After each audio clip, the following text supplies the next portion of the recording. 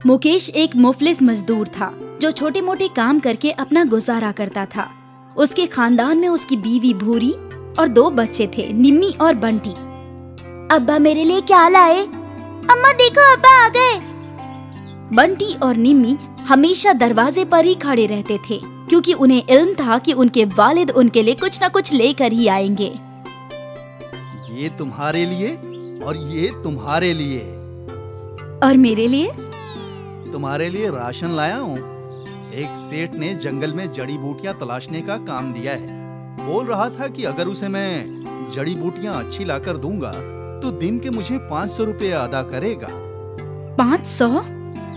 हाँ, इसीलिए तो सुबह से जंगल में जड़ी बूटियां तलाश रहा था।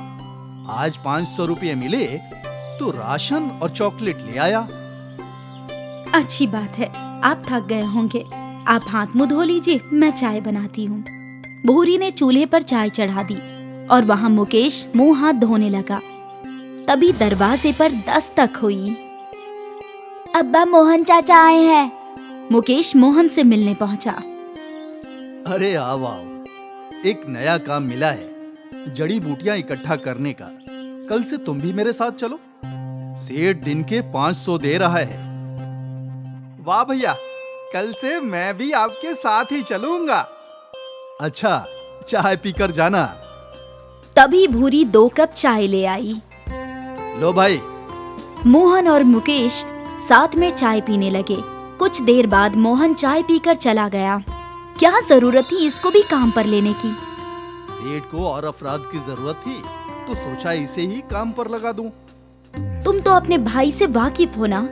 कहीं कोई गड़बड़ कर दी तो सारा इल्जाम तुम्हारे सर आ जाएगा। अब जड़ी बूटियों में वो आखिर क्या गड़बड़ कर सकता है भूरी? मेरा काम है तुम्हें आगाह करना, बाकी तुम्हारी मर्जी। तुम्हारा भाई तुम जानो। भूरी नहीं चाहती थी कि मुकेश मोहन को अपने साथ काम पर रखे। खैर, अगले रोज मुकेश मोहन को अपने साथ अपने काम पर ले गया। सेठ जी, ये मेरा भाई है मोहन, इसे भी काम की जरूरत है। ठीक है, तुम इसे भी अपने साथ ले जाओ, लेकिन समझा देना कि जंगल में होशियार रहे। जंगल में हुए किसी भी हादसे के लिए मैं जिम्मेदार नहीं होऊंगा। जी सेठ जी, जंगल खतरनाक है, इसका इल्म मुझे अच्छे से है। ठीक है, तो तुम भी आज से काम पर लग जाओ। मुकेश मोहन को अपने साथ जंगल ले आया। मैं इस जानिब जा रहा हूँ, तू उस जानिब जा। ठीक है भैया। दोनों भाई अलग अलग सिमत में गए और जड़ी बूटियां इकट्ठा करने लगे। कुछ ही घंटों में दोनों के थैले भर गए और फिर दोनों जंगल से निकल गए। सारी जड़ी बूटियां सेठ को देकर दोनों ने सेठ से 500 रुपए ले लिए। कुछ रोज तक ये सिलसिला चलता रहा। मुकेश और मोहन सेठ जी को जड़ी बूटियां देते गए और पैसे कमाते गए। फिर एक रोज मुकेश जंगल में जड़ी बूटियां इकट्ठा कर ही रहा था कि एकाएक एक बड़ा दरख्त उसके ऊपर गिर गया। मुकेश की चीख सुनकर मोहन दौड़कर उसके पास आया। उसने वो दरख्त हटाया और मुकेश को फौरन अस्पताल ले गया। डॉक्टर ने बताया कि मुकेश को किसी भी दवा या इलाज से दुरुस्त नहीं किया जा सकता और वो हमेशा बिस्तर पर ही रहेगा।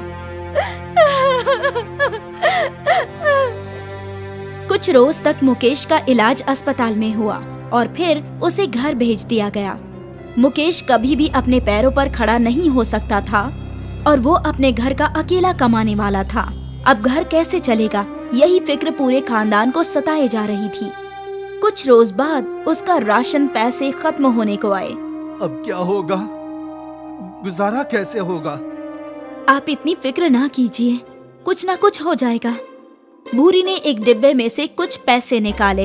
ये पैसे मैंने बचा कर रखे थे, अब इससे कुछ सामान मंगवा लेती हूँ। निम्मी, तू आधा किलो आलू ले आ। ठीक है अम्मा। निम्मी बाजार की जानिब निकल गई। बाजार में वो आलू के दाम पूछने लगी। आलू कैसे हैं भाई? 30 रुपये किलो। बाप रे, इतना महंगा। हमें पैसे बचाने हैं, थोड़े सस्ते आलू ले लेती हूँ। निम्मी ने दूसरी दुकान पर पूछा। 30 रुपये, सब जगह यही दाम है, लेना है तो लो। निम्मी हर सब्जी वाले से दाम पूछने लगी। फिर एकाएक बाजार के कोने में उसे एक ज़ईफ शख्स नजर आया जो आलू फरोख्त कर रहा था। अरे बेटी, आलू ले लो, मेरे अपने खेत के हैं। क्या दाम है? 10 रुपये किलो। बस। सस्ता दाम सुनकर निम्मी ने फौरन 1 किलो आलू खरीद लिया और फिर वो अपने घर की जानिब दौड़ पड़ी। जब निम्मी घर पहुंची, ये लो अम्मा। ये क्या, इतने गंदे आलू ले आई? थोड़ा देख कर नहीं ला सकती थी? माँ, यही सबसे सस्ते थे, बस 10 रुपए किलो थे। मैं 1 किलो ले आई, बाकी सब जगह 30 रुपए किलो था। ठीक है। भूरी ने उन आलूओं को धोया तो सभी आलूओं का रंग बदल गया। कोई आलू लाल तो कोई हरा था। ये कैसे आलू हैं? रंग बिरंगे आलू। माँ, इन रंग बिरंगे आलू के पराठे मिल जाते तो मजा आ जाता। बंटी ने ये बोला ही था कि उसके रूबरू आलू के पराठे हाजिर हो गए। भूरी को अपनी नजरों पर यकीन नहीं हो रहा था। हे भगवान, ये कहाँ से आ गए? क्या मालूम अम्मा, ये तो जादू है। अम्मा देखो, एक आलू गायब हो गया। क्या? रुको, मैं कुछ और मांगती हूँ। काश हमारे पास एक कुत्ता होता। और बोलते ही निम्मी के हाथ में एक कुत्ता आ गया और एक लाल आलू गायब हो गया। मालूम होता है तुम जो आलू लाई हो वो जादुई है। हम लोग जब भी कोई ख्वाहिश जाहिर करते हैं तो एक आलू गायब हो जाता है। अब आखिरी आलू बचा है, सोच समझकर मांगना होगा। अम्मा, ढेर सारे पैसे मांगो जिससे अब्बा का इलाज करा सके। नहीं अम्मा, तुम अब्बा को ही दुरुस्त करवा दो। बुरी सोच ही रही थी। उसे अपने शौहर को ठीक कराना था और अपनी जिंदगी की परेशानियां भी खत्म करनी थी। कुछ देर सोचने के बाद, मैं चाहती हूँ कि मेरे शौहर अपने पैरों पर खड़े होकर अपने नए बंगले के बाहर हो, जिसके अंदर सारी सहूलियत हो, इतनी दौलत हो कि हमें कभी पैसों की किल्लत ना हो। और फौरन जादू हुआ। वो लोग एक बड़े ही आलीशान घर में थे जहाँ सारी जरूरियात थी और मुकेश अपने पैरों पर खड़ा था। भूरी अपने आंसू रोक ही नहीं पाई। शुक्रिया ऊपर वाले का, आपका बहुत बहुत शुक्रिया। भूरी और बच्चे मुकेश के गले लग गए। मुझे तो यकीन ही नहीं हो रहा है कि मैं अपने पैरों पर खड़ा हूँ। डॉक्टरों ने तो नामुमकिन ही कह दिया था। भूरी की अक्लमंदी से उसकी सारी परेशानियां एक साथ हल हो गई। उसके पास एक जादुई आलू बचा था जिससे वो एक ही ख्वाहिश मुकम्मल कर सकती थी, लेकिन उसने सब कुछ एक साथ मांगकर सारी परेशानियां हल कर दी। रंग बिरंगे जादुई आलू गायब तो हो गए, लेकिन मुकेश के खानदान को खुशियों से भर गए। विनोद बलिया शहर के एक छोटे से कस्बे में अपने खानदान के साथ रहता था। उसमें उसके 4 बेटे और बीवी उर्मिला थी। अभय सबसे छोटा और भोला भाला लड़का था। अजी, आप तो अभय के बारे में कुछ सोचते ही नहीं हैं। ऐसा नहीं है, मैं भी उसी के बारे में सोचता हूँ। तीनों बेटे तो कुछ काम कर रहे हैं, लेकिन इसकी जिंदगी की बहुत फिक्र होती है मुझे। हाँ तो कुछ कीजिए, या फिर इसकी कुंडली दिखाकर शादी करा दीजिए, जिससे शायद इसका मुस्तकबिल बन जाए। एक दिन बहुत गुस्से में अभय का बड़ा भाई उसे डांट कर खेतों में ले जाता है और वहाँ मजदूरी करवाता है, जिससे उसकी तबीयत बिगड़ जाती है। अब्बू, हम इनका ख्याल नहीं रखेंगे। दिन भर न जाने कहाँ घूमा करते हैं और बीमार पड़ते हैं। बहू, तुम ये क्या कह रही हो? अभय तो अपने भाइयों के कहने पर खेतों में ही काम करता है, तो तुम लोग उसके ख्याल नहीं रखोगे तो और कौन रखेगा? माँ जी, हम भी जानते हैं कि ये क्या काम करते हैं। इतना ही है तो आप ही ख्याल रखिए। हाँ माँ जी, हमसे तो ये सब नहीं होगा। विनोद घर का ऐसा माहौल देखकर अभय के लिए जल्दी से लड़की ढूंढने लगता है।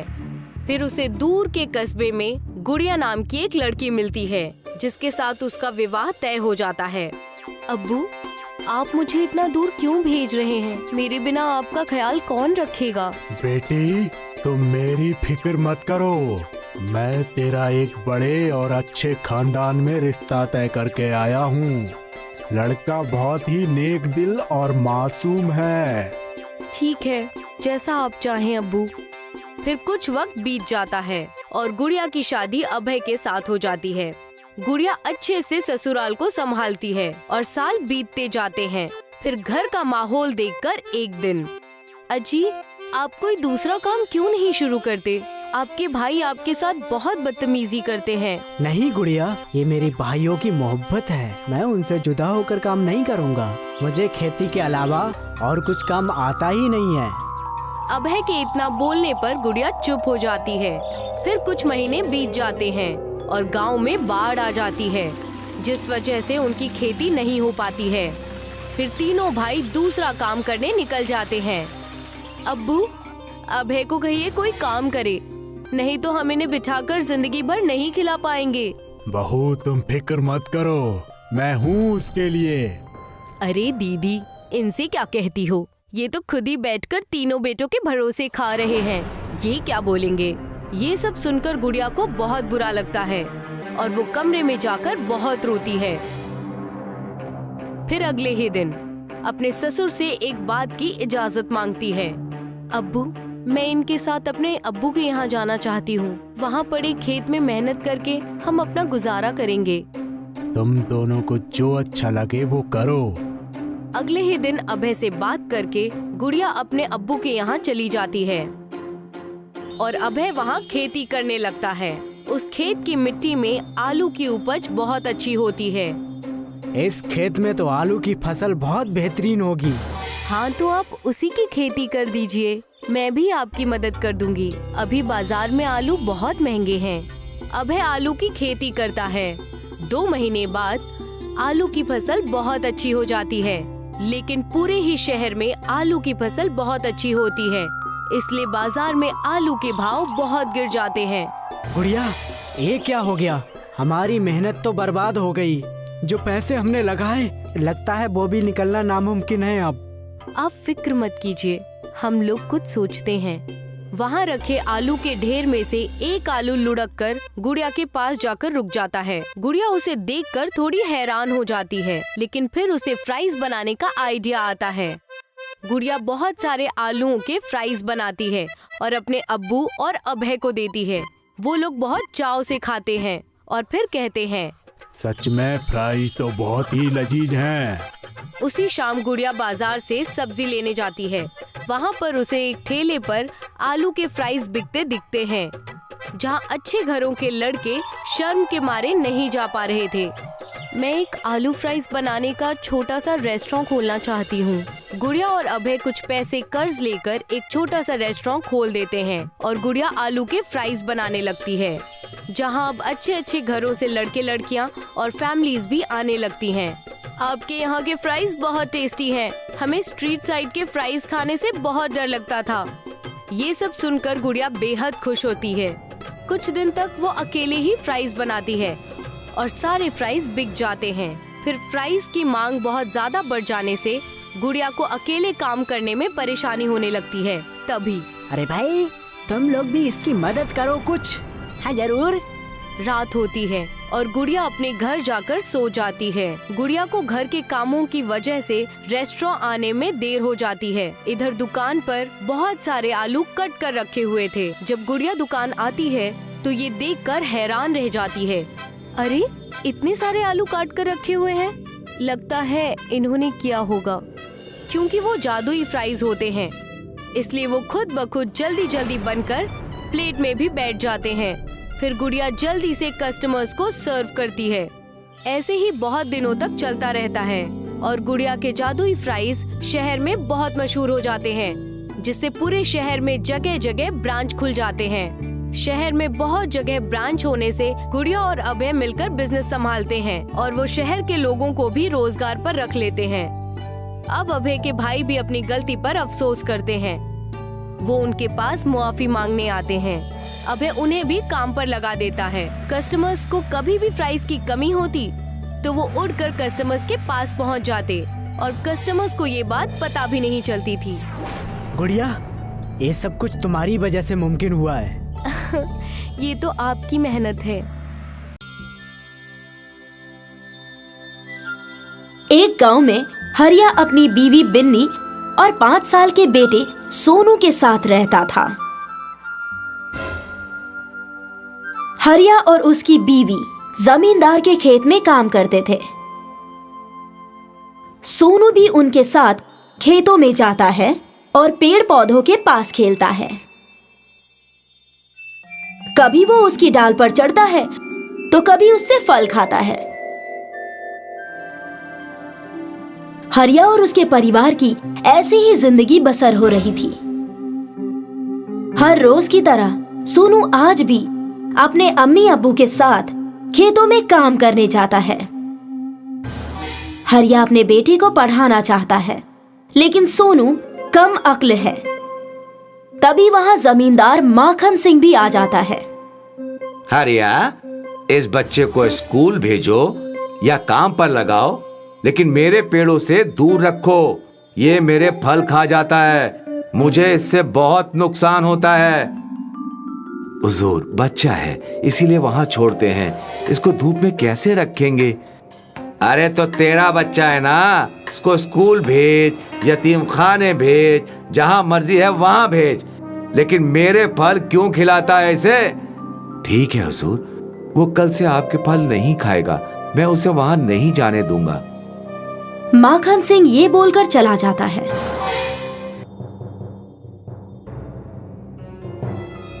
क्या हुआ? तुम इतनी फिक्र में क्यों हो? सोनू को स्कूल में दाखिला नहीं मिल रहा, घर में अकेले छोड़ नहीं सकते और खेत में धूप में रख नहीं सकते। सिर्फ जमींदार के बागीचे का ही सहारा है, लेकिन अब वहां भी मुश्किल है। अब सोनू कहाँ रहेगा? मैं स्कूल जाकर एक बार मैडम जी से बात कर लूंगी। अगर वे हमारे सोनू को पढ़ा दे तो। तेरा दिमाग खराब हो गया है क्या? तुझे समझ नहीं आता? जब मास्टरनी जी ने बोल दिया है कि सोनू कम अक्ल है, तो वो इसे नहीं पढ़ाएंगी। अच्छा ठीक है, अभी काम करते हैं, फिर सोचते हैं कि क्या करना है। दोनों जुताई में लग जाते हैं। सोनू आम के पेड़ की डाल पर झूल रहा है और बढ़िया आम खा रहा है। ये आवाज कहाँ से आ रही है? कौन है वहाँ? अरे मैं पेड़ हूँ, जादुई पेड़, और तुम मेरी डाल पर बैठे हो। ये सारे आम तुम्हारे हैं, तुम मेरे सबसे अजीज दोस्त हो। अरे वाह, तुम बोलते भी हो? हाँ मेरे दोस्त, मैं बोलता भी हूँ, और अब से तुम यहाँ रोज आना। पेड़ और सोनू बात कर रहे हैं, तभी वहाँ जमींदार माखन सिंह एक अखबार पढ़ते हुए आ जाता है। भारत में आएगी आलू की मशीन, एक तरफ से आलू डालो और सोना निकालो।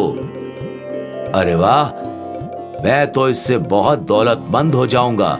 सबसे पहले मैं ही इस मशीन को खरीदूंगा और अपने सभी खेतों में आलू की काश्तकारी करूंगा, और सिर्फ 1 महीने में ही पूरे मुल्क में सबसे दौलतमंद हो जाऊंगा, और लगभग 1 साल में तो मैं बिल गेट्स को भी पीछे छोड़ दूंगा। अरे वाह, मैं तो बेहद दौलतमंद हो जाऊंगा।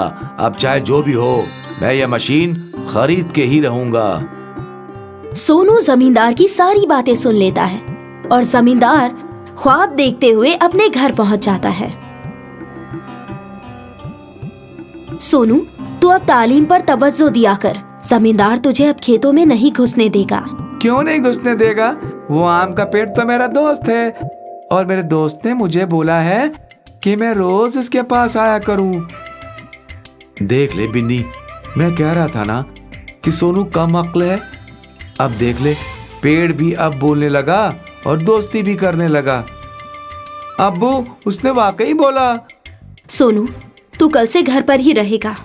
अब्बू, मुझे कुछ पैसे चाहिए ताकि मैं आलू की मशीन खरीद सकूं और उससे सोना बना सकूं। फिर हमें खेतों में काश्तकारी नहीं करनी पड़ेगी और हम भी जमींदार बन जाएंगे। वाकई ये लड़का पूरा पागल हो गया है। तेरा लड़का पागल है, पागल। सभी सो जाते हैं, लेकिन सोनू के दिमाग में सिर्फ आलू की ही मशीन घूमती रहती है। अगले रोज सुबह सोनू उठकर सबसे पहले खेतों में पहुंच जाता है और फिर आम के पेड़ के पास पहुंच जाता है।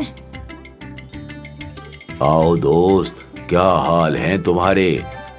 अगर तुम मेरे दोस्त हो तो मुझे आलू से सोना बनाने वाली मशीन दे दो ना। बस इतनी छोटी सी बात। अरे अभी दे देता हूँ। पेड़ सोनू को आलू से सोना बनाने वाली मशीन दे देता है। सोनू उसे लेकर घर आता है और घर में पड़े एक आलू को मशीन में डाल देता है। लेकिन वो हैरान रह जाता है क्योंकि मशीन से सोने का आलू बाहर आने लगता है। वो खुशी से झूम उठता है और अपने अम्मी अब्बू को बुलाता है। वो भी सोनू के इस कामयाबी पर बहुत खुश होते हैं और कुछ ही महीनों में ही वो बहुत दौलतमंद बन जाते हैं। इस बात की खबर जमींदार को लग जाती है और वो हरिया के घर आता है। देखा हरिया, तुमने मेरे साथ दगा किया है। तुमने मेरे पेड़ से सोने की मशीन ले ली। वो पेड़ मेरे थे, वो मशीन मेरे पेड़ के पास थी, तो उस पे सबसे पहले मेरा हक है। वो मेरे बेटे की है, उसको उसके दोस्त ने दी है। तुमने उससे बहुत दौलत कमा ली है। मैं तुमसे दौलत वापस नहीं मांग रहा हूँ, लेकिन तुम मुझे वो मशीन वापस कर दो। हरिया अखलाक पसंद आदमी है और वो मशीन जमींदार को दे देता है।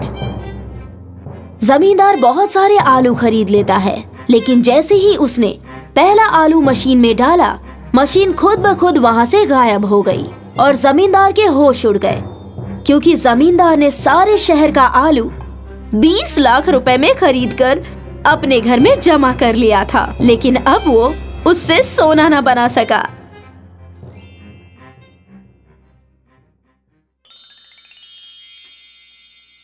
आरती जिस मकान में रहती थी, उसके मकान मालिक उसे अपनी सगी बेटी की तरह प्यार करते थे। आरती ने उनका काफी ख्याल रखा था। उसके मकान मालिक और मालकिन एक रोज बाहर निकले और कभी लौटकर नहीं आए। उनका एक कार हादसे में इंतकाल हो गया। वो अपना घर आरती के हवाले छोड़ गए थे और आरती उसका अच्छे से ख्याल रखती थी। पर एक रोज मकान मालिक के बेटे और बहू आए। आरती, तुम्हें अम्मी अब्बू ने घर की जितनी चाबियां दे रखी हैं, वो सब लौटा दो मुझे। भाईजान, चचा और चची जान ने सिर्फ दरवाजे की ही चाबियां दी थी मुझे, और कोई चाबी नहीं है मेरे पास। देखो आरती, अब मैं आ गया हूँ तो तुम मुझे सारी चाबियां दे सकती हो और ये घर भी छोड़ दो। भाईजान, मेरे पास एक ही चाबी है और वो मैं आपके हवाले कर दूंगी। रही बात घर छोड़ने की, तो मेरे पास रहने के लिए और कोई आसरा नहीं है। मैं कहाँ रहूंगी भाईजान? तुम कहीं भी रहो, हमें क्या। अपना कमरा जल्द से जल्द खाली कर दो। भाभी, ऐसा मत कहिए। मेरा इस शहर में चाचा चाची के सिवा और कोई नहीं था। मुझे थोड़ा वक्त तो दीजिए। दुरुस्त है, इस महीने के आखिर तक इस घर से निकल जाना। और हाँ, फिर से कह रहा हूँ, अगर कोई चाबी है तुम्हारे पास तो चुपचाप मुझे सुपुर्द कर देना।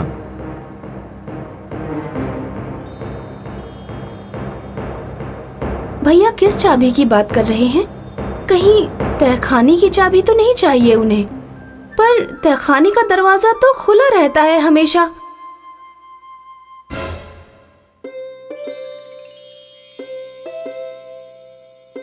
आखिर यहाँ ऐसा क्या है जिसके लिए भाईजान और भाभी जान मुझसे बार बार चाबी मांग रहे हैं?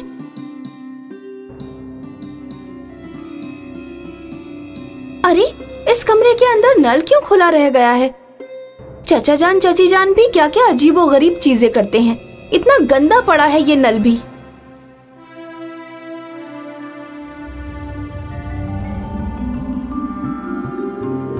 आरती डर जाती है और तुरंत नल बंद कर देती है। उसे लगता है कि ये शायद नकली सोना होगा। जरूर ये चाचा चाची जान की कोई शरारत रही होगी। दिखने में, छूने में और वजन से तो ये असली सोना लग रहा है। आरती ऊपर जाकर भाभी को बताने ही वाली होती है कि भाभी ऊपर से उसका नाम लेकर आवाज लगाती हैं। आरती, अरे आरती किधर मर गई? हाँ भाभी जान, आई। अरे मैं आपके पास ही आ रही थी। मुझे आपको कुछ बताना है। मेरे पास तेरे से गप्पे लड़ाने का वक्त नहीं है। जरा बाजार से सब्जी ले आ। भाभी जान, सुन तो लीजिए मेरी बात। तुमको यहाँ काम करने के लिए बुलाया है मैंने, बातें करने नहीं। अरे नहीं भाभी जान, ऐसा नहीं है। ठीक है, मैं बाजार से आकर बात करती हूँ आपसे। आरती ने अपने हाथों में 4 सोने के सिक्के ले लिए थे। बाजार जाते वक्त उसने पास वाले सुनार से सिक्के की जांच करवाई। सुनार ने उसे बताया कि ये सोने के सिक्के तो बिल्कुल असली और उम्दा किस्म के हैं। सुनार उसे शक की नजरों से देखते हुए पूछता है कि ऐसे सिक्के मिले कहां से। आरती ने कुछ जवाब नहीं दिया और वहां से चली गई। दूसरे रोज भाभी ने आरती से पूरे घर की सफाई में ही लगा दिया। जब भी आरती उनके पास बात करने जाती तो वो कोई नया काम थमा देती, और अगर आरती फिर भी बात करने की कोशिश करती तो भाभी उस पर चिल्लाकर उसे कामचोर कहती। आरती ने भी भाभी से तंग आकर सोचा कि वो अब सीधे भाईजान से ही बात करेगी। आरती ने सोचा कि वो एक बार नल को फिर से चेक कर लेगी कि कहीं वो एक ही दिन का चमत्कार तो नहीं था।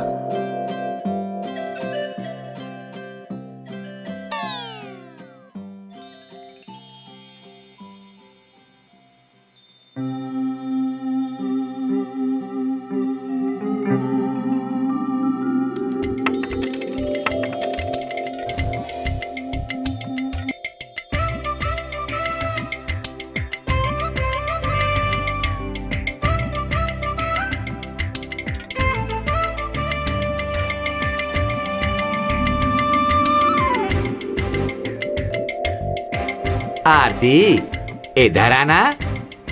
जी चाचा जान। अरे बेटा, तुम 2 साल से दिनेश जी के यहाँ रह रही हो और उस दिन से पहले तुम कभी सोने के सिक्के लेकर नहीं आई।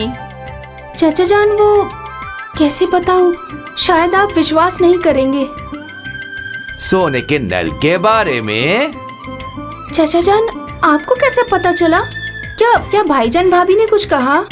नहीं बेटा, उस रोहन और उसकी नर्क चढ़ी बीवी से तो मैंने तभी बात करना बंद कर दिया था जब उसे घर से धक्के मार के निकाला गया था। अरे आप ये क्या कह रहे हैं चाचा जान? हाँ बेटा, दिनेश जी एक बहुत ही नेक दिल इंसान थे। उन्हें एक दिन खुदा की ओर से तोहफे के तौर पर वो सोने का नल मिला। उन्होंने कभी उन सोने के सिक्कों का गलत इस्तेमाल नहीं किया। वो महीने में बस 3-4 सिक्के निकालते थे और उसे फरोख्त के आसपास के अनाथ आश्रम में दान दे देते थे। पर ये रोहन, ये अपने अम्मी अब्बा जैसे बिल्कुल नहीं था। पर उनको घर से क्यों निकाल दिया?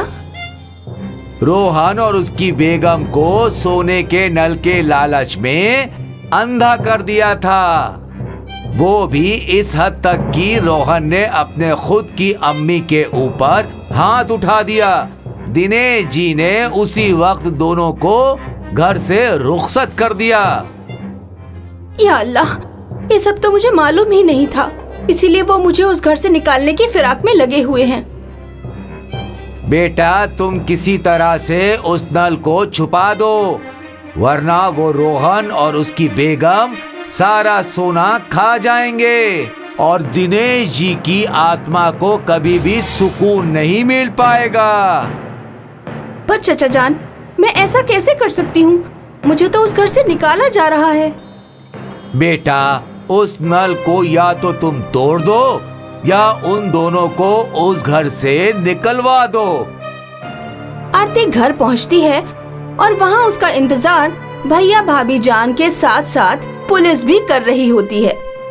देखिए इंस्पेक्टर साहब, यही है वो लड़की जिसने मेरे अब्बा के कीमती सोने के सिक्के चुराए हैं। नहीं नहीं, ये सच नहीं है इंस्पेक्टर। अच्छा, झूठी, ये सच नहीं है तो तू ये सोने के सिक्के की थैली लेकर कहाँ भागने वाली थी? देखिए सर, इसने सारे कपड़े भी पैक करके रखे हैं भागने के लिए। नहीं सर, ये बिल्कुल सच नहीं है, बल्कि मुझे ये लोग घर से निकाल रहे थे। इंस्पेक्टर ने आरती को पकड़ लिया और जेल ले जाने लगा। तभी सुनार और आसपास के लोग आरती की मदद करने आए। और सबने रोहन और मीता की सच्चाई इंस्पेक्टर को बता दी और इंस्पेक्टर को मजबूर कर दिया कि रोहन और मीता को पकड़कर जेल ले जाने के लिए। रोहन और मीता को जेल हो गई और आरती ने दिनेश शर्मा के नाम से उस घर में एक अनाथ आश्रम खोल लिया और उन सिक्कों से गरीबों की मदद करने लगी।